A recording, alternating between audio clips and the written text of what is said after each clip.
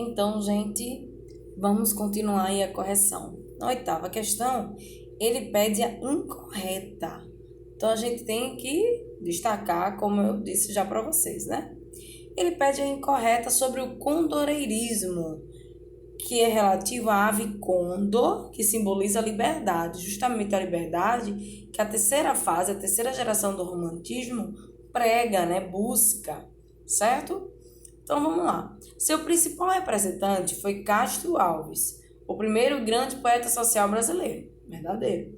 Embora tenha sido um poeta enganjado, Castro Alves soube conciliar as ideias de reforma social com os procedimentos específicos da poesia, evitando assim que sua obra fosse apenas um mero panfleto social. Exatamente, gente. Ele queria trazer uma reflexão para a sociedade e não que fosse para entreter, certo? E sim fazer com que a sociedade refletisse de tal modo que mudasse seu comportamento em relação aos escravos, né?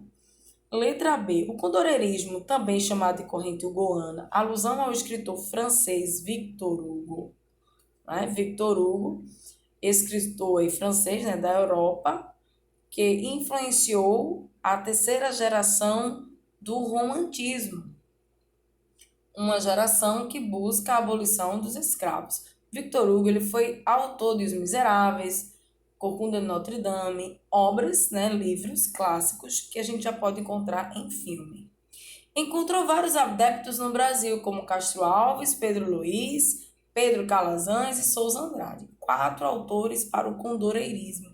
Mas o principal aí é Castro Alves, tá, pessoal? Não é à toa que ele é conhecido como o poeta dos escravos. E é o que cai em concursos, que cobra a literatura. A letra C diz: a principal preocupação da poesia condoreira foi a defesa dos oprimidos socialmente. Que oprimidos são esses? Os operários das indústrias e os camponeses? Não, né, gente? Os escravos. Por isso que a letra C está errada. Porque no lugar aí era para ser escravos. Letra D. A poesia condoreira estabelece um interesse contraponto, um interessante contraponto, perdão, com a poesia ufanista e idealista, realizada na primeira fase romântica, ressaltando os aspectos negativos do país, como a escravidão dos negros. Ela estabelece um interessante contraponto, né? De fato, a terceira geração do romantismo, a condoreira, ela vai se opor à primeira geração que busca uma identidade de maneira utópica, com os olhos fechados, né? Vamos dizer assim, sem ver para os problemas sociais da época, enquanto a terceira fase ela se preocupa com os problemas sociais, especificamente dos escravos, certo? Então, a oitava, a incorreta letra C, vamos para a nona questão. A nona questão, a gente precisa observar características de Castro Alves, autor principal da terceira geração do romantismo. Então, assim, há coisas que eu não disse na sala, talvez eu não tenha dito em uma turma e não disse em outra, mas vamos pensar que você está na prova. O que eu vi? Primeiro, autor da obra Cantos e Fantasias e o Estandarte Auriverde. Eu falei que Castro Alves escreveu isso, gente? Não, né? Não. Isso é a primeira fase, não a terceira fase. Foi chamado poeta dos escravos por seus textos contra a escravidão. Isso, exatamente, tá? Poeta dos escravos é Castro Alves. Inclusive, poeta dos escravos, né, é uma homenagem que se dá a ele, e a gente chama isso de uma figura de linguagem que é a antonomasia. Antonomasia é uma expressão, é um nome que você dá a alguém, geralmente é homenagem, e toda vez que a gente usa esse termo, se faz referência a essa pessoa imediata. Como, por exemplo, o rei do futebol, a gente diz logo que é Pelé, né? O rei do pop, Michael Jackson. O rei do brega, Reginaldo Rossi. A rainha dos baixinhos, Xuxa, tá? Então, a dama do teatro brasileiro, Fernanda Montenegro. Então, há expressões que a gente chama de antonomasia, é esse nome grande e feio mesmo, certo? para se referir, para homenagear pessoas. E este é de Castro Alves. Beleza? Então, a número 2 é a correta, a 1 está errada, a 3. Autor de Juca Pirama, não, isso aí é modernismo. Belo poema de inspiração indianista, nada a ver com romantismo. Sua poesia é extremamente egocêntrica e sentimental, exprimindo pessimismo doentio, uma descrença generalizada, um tédio de vida que impregna tudo de tristeza e desilusão. Anota aí ao lado que o item 4 é romantismo, mas é a segunda fase, a segunda geração, a do mal do século, ok? 5. Seu estilo vibrante e oratório empolgava os ouvintes, popularizando seus poemas de caráter social. Perfeito, foi o que eu disse na questão anterior. Então, as únicas corretas estão na letra E, 2 e 5. 10ª questão, gente. Considera-se iniciado o movimento realista no Brasil quando... Opa, agora a gente vai falar das obras que inauguram uma escola literária, só que eu quero a do realismo, né, gente? A do realismo. Vamos lá. Letra A. Aloysio Azevedo, autor principal do naturalismo. A obra que Aloysio Azevedo inaugura o naturalismo aqui no Brasil é O Mulato, escreve aí, e não O Homem. Porém, eu não quero a obra do naturalismo, eu quero a obra inaugural do realismo. Letra B. José de Alencar publica Lucília. Sim, ele publica Lucília, mas ela não é obra inaugural de nenhuma escola, muito menos da escola a qual ela faz parte, que é o romantismo. Lucília é uma obra de costume, não é, que vai abordar aí como personagem principal uma mulher diferente da época, né, em que as mulheres elas começavam já a ter um pouco mais de voz, mas de uma maneira geral serviam só para casar, cuidar da casa e dos filhos. Lucília, ela fica órfã, se vê na pobreza, resumidamente se depara num prostíbulo, né?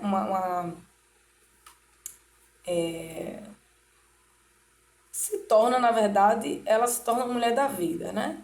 Mas porque ela se encontra nesse meio, é meio que vai surgindo sem querer, querendo, até que ela quer de fato e se torna uma mulher mais madura e experiente, justamente porque a vida a condicionou a chegar nessa situação. Mas é uma obra romântica, tá? C. Machado de Assis publica Memórias Póstumas de Brás Cubas. Sim, autor e obra corretos, e é essa obra desse autor que inaugura o realismo brasileiro. Corretíssimo. Letra C. Letra D e letra E que não tem cabimento, né, gente? 11. O realismo, como escola literária, é caracterizado pelo ou pela o quê, gente? Pelo exagero da imaginação? Isso é romantismo. Pelo culto da forma? Parnasianismo, ainda não vimos. Pela preocupação com o fundo? Impressionismo, também ainda não vimos. Pelo subjetivismo? Subjetivismo? Isso é romantismo. Barroco, né? Simbolismo. O realismo vai pregar a objetividade. Letra E.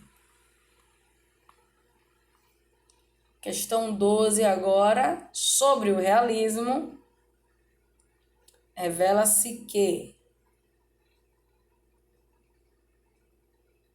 senso do contemporâneo, sim, o realismo é muito parecido com o nosso século XXI, né? Século XX e XXI, né? Por questões sociais, pela denúncia social.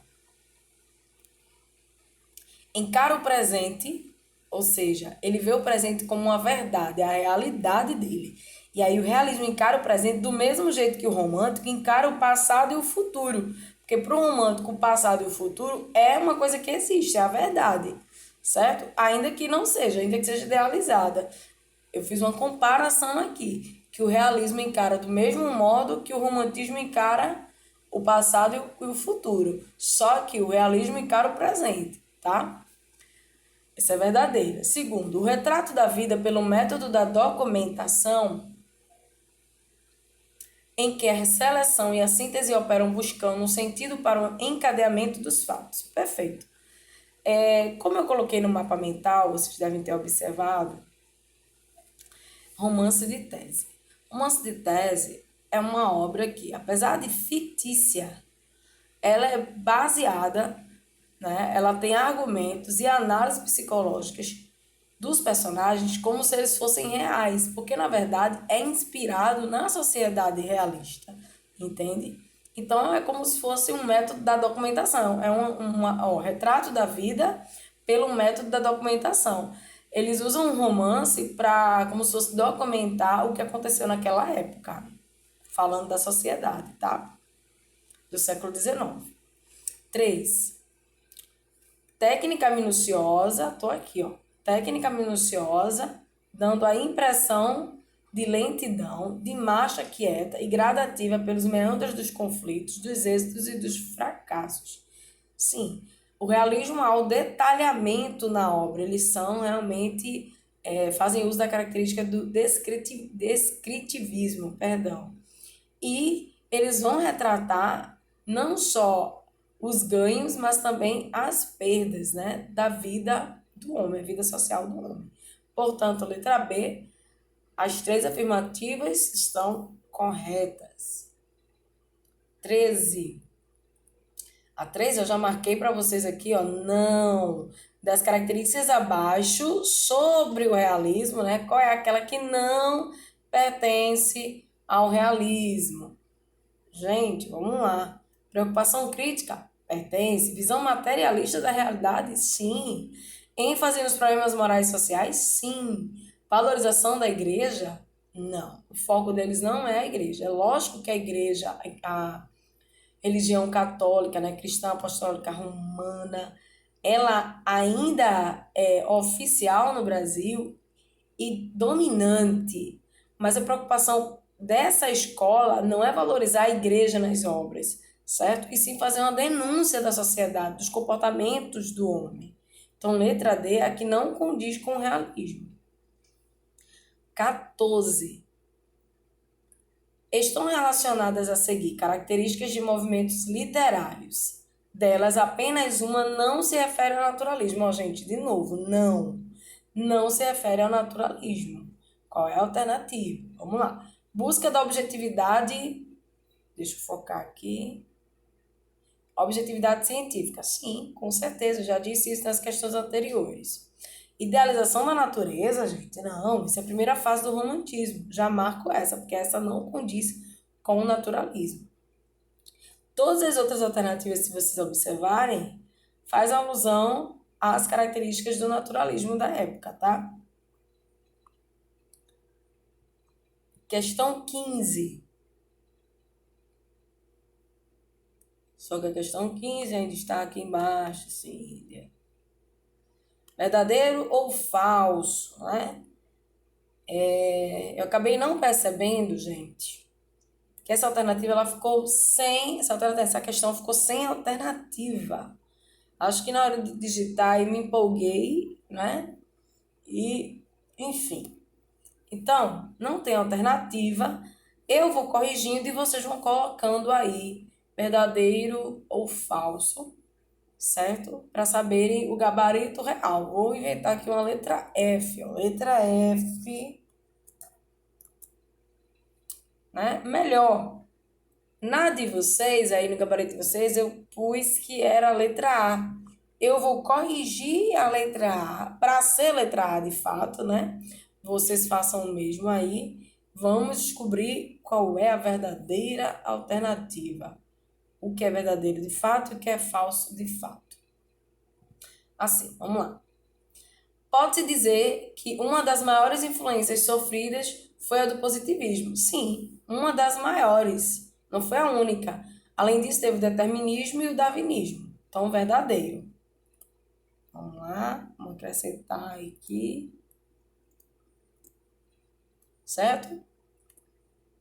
Por razões de dependência cultural, Nosso realismo apresenta, de modo geral, as mesmas características do realismo francês. De modo geral, sim, as mesmas características, de modo geral. Mas lembrem-se,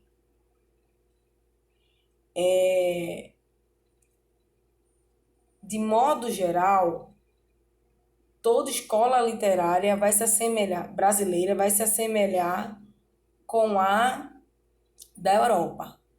Mas mesmo assim vai ter nuances, uma característica ou outra que pode mudar, que pode ser mais a cara do Brasil, certo? Vou voltar aqui porque eu tenho a impressão que tem alternativa, eu que errei a alternativa para passar para vocês lá o gabarito, né? Então vamos ver se tem. A primeira foi verdadeira. A segunda também foi verdadeira. Então eu tenho até agora C e E. Não é isso? Tem para mim que realmente tem. Vê só, acompanha aí. Uma das principais diferenças entre o romantismo e o realismo brasileiros é que o realismo tem uma visão idealizada da realidade. E o romantismo tenta descrever a realidade tal qual ela é. Gente, isso é o inverso. Quem tem uma visão idealizada da realidade é o romantismo. E quem descreve a realidade exatamente como ela é o realismo. Troquei aí para complicar, né? Então essa é falsa. Opa, ainda continua entre a C e a E. Vai diferenciar agora.